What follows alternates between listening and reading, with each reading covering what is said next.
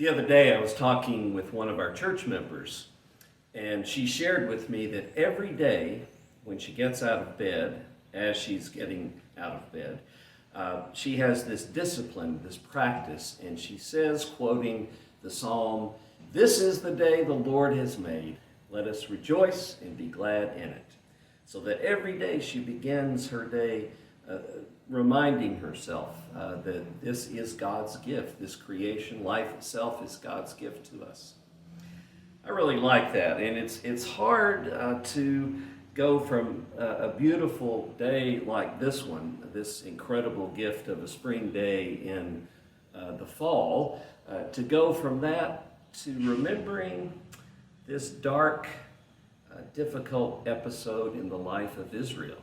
It's in the book of Exodus, chapter 32, and it will be the basis for the sermon this week. Israel and the golden calf, you may be familiar with that story, how the people are anxious because Moses has been gone for a long time, and they're not sure where he is and who's going to lead them, and what are we going to do, and where's God? Right? All of those things that are anxiety producing. We know about those, don't we, in our own time. But what they do is to produce this image, this golden calf that calms them down, gives them a sense that God is near, that things are okay. Well, probably not the best decision, but it's one that we are familiar with ourselves. One of the lines in that story is probably in my top 5 favorite biblical phrases.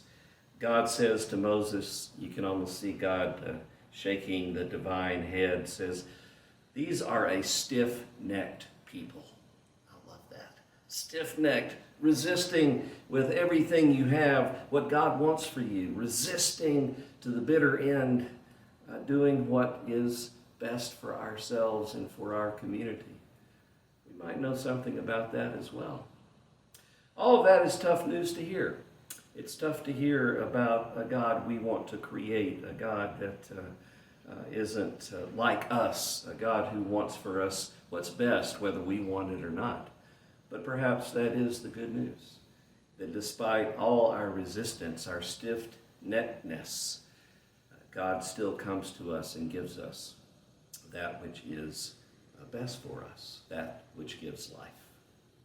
So that's the direction we'll go on Sunday with this sermon. And again, we will have 9 o'clock worship in the fellowship hall, in the Great Hall in the gym, and we will have worship in the sanctuary, and we will continue to live stream indefinitely. So whatever way works for you, we invite you to be with us in worship this Sunday.